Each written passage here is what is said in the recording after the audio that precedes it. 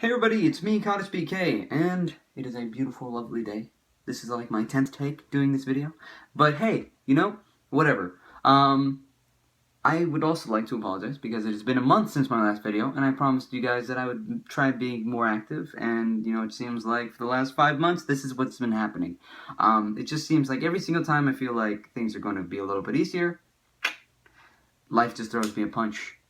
And, yeah, so I was dealing with a lot. There's a lot of stress and stuff, and I'm finally, it's finally died down a little bit, and I'm trying actively to make more time for this stuff because I really enjoy, doing this, and this is something I find very important.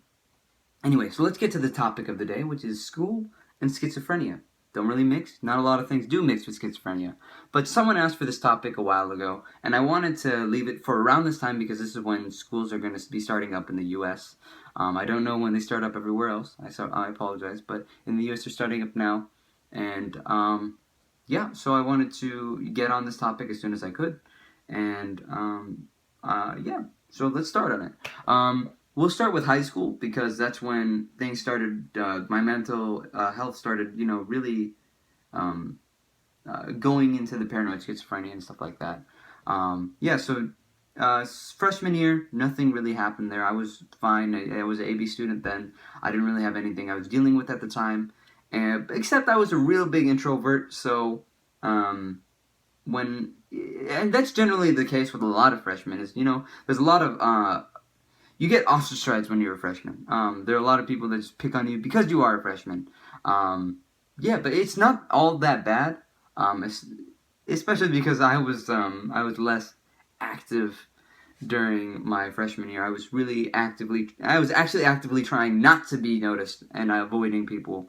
But yeah, I wouldn't recommend it, honestly, because now that I think about it, I regret a lot of the things that I didn't do during my freshman year, during my whole high school career. But it's not something I can really change.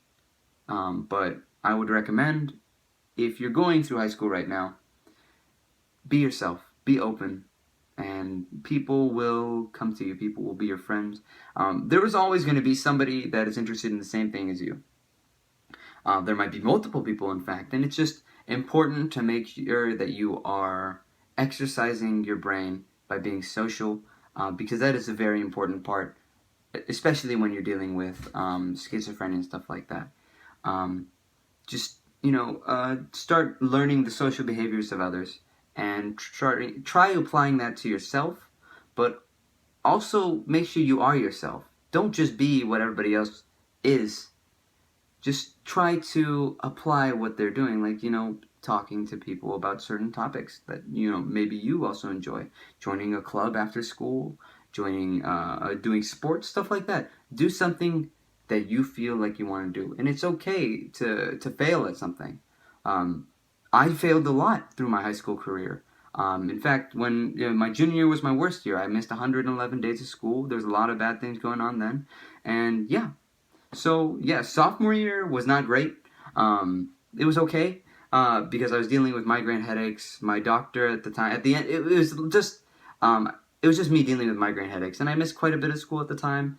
And I was seeing a doctor for my migraine headaches and everything, and it wasn't until the end that the hallucination started, my paranoid schizophrenia started, because my doctor had given me too high a dose of my medication, and that's when it all started. I'm not saying that's the main cause of it, but it might have been a trigger or something like that, and I've been dealing with it ever since. So yeah, junior year was not easy because even though my mom had made me an appointment with a psychiatrist and stuff like that, and was actively trying to see what was wrong with me and all that stuff, it took a year to see the psychiatrist and all that, and it's not easy, especially when you're with certain like healthcare providers and stuff like that. So yeah, it was difficult. Junior year was the worst year of high school for me, and just the worst year of my life, because all the hallucinations and stuff just really got to me then, and I was feeling helpless, and I was feeling suicidal, and I didn't have the drive like I used to, and I was failing. I was in the IB program prior. In the IB program, International Baccalaureate program, it's just an advanced program. It's like college level courses, but it's really just monotonous work, like annotating books and stuff like that, finding poems and stuff like that. It's just a lot of bullshit. But it does get you thinking on a higher level, I guess. Yeah, so junior year was not easy.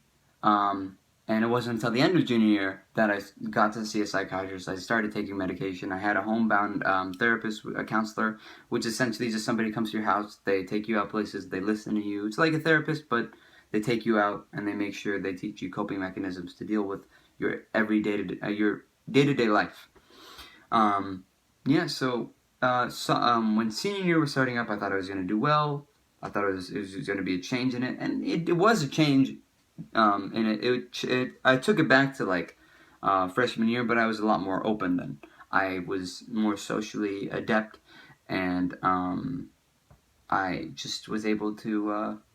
I was able to be myself more. I was able to be open, and people, wanted to hang out with me, and it was good. It was good feeling like that I was, a part of something. So senior, it was a change of pace. I had missed a lot of school back in junior year, and this year was a lot different. Even though my medication, I could no longer take it during senior year, and I thought it was going to be a bad thing, but it ended up not being too bad. So I was, I was doing well in senior year.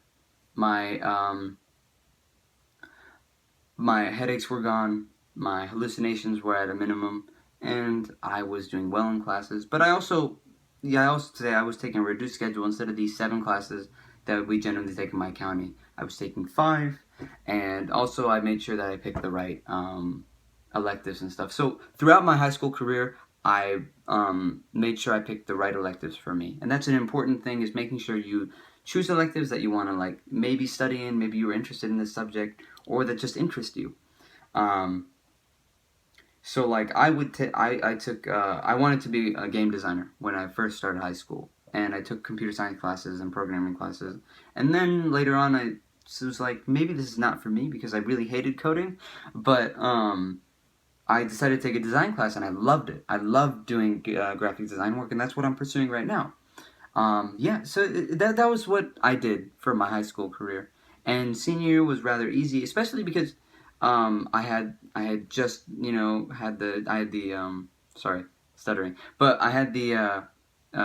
therapist, and I had learned coping mechanisms, and I was actively applying that in my day-to-day life, and it was nice. It was a good year. I had missed little school. I had a reduced schedule, so there was less stress and all that stuff. And, it was good. And that's the important part, is just making sure that you are... and during senior year also, on top of that, I was trying out for stuff, and I wanted to do things, and I actively did those. I actually actively tried to do those things as well. So it's important to make sure that you do try everything you're interested in, because it'll help you get out there, it'll look good on your resume, and all that stuff. It's very, very, very important to make sure that you are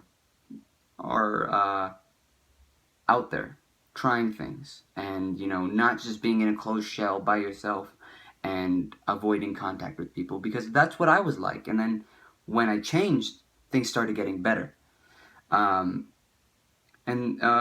College was even better than senior year, because I was talking with people, I was picking my classes. It's important to also use resources like Rate My Professor and stuff like that to make sure you're choosing the right ones, because in high school you don't really get the opportunity to choose your teachers and stuff like that. But if you have a good guidance counselor, they'll help you out as best as possible to adjust your schedule to be maybe with a different teacher or stuff like that. And I had a guidance counselor that was like that would make sure that he could do everything he could to actively make my life easier and help me graduate. So I graduated with a standard diploma, and I was doing well.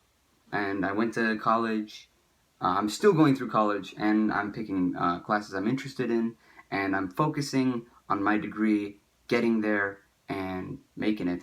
And that's really it. It's just making sure you're social, that you have a good diet, you exercise, and that you make sure you pick the right classes and teachers for you. And yeah, anyway, that's all I can really say about the subject. I hope that you all enjoyed this video. We'll see you next time. Hopefully it's soon. So have a wonderful day. This guy's PK, signing out.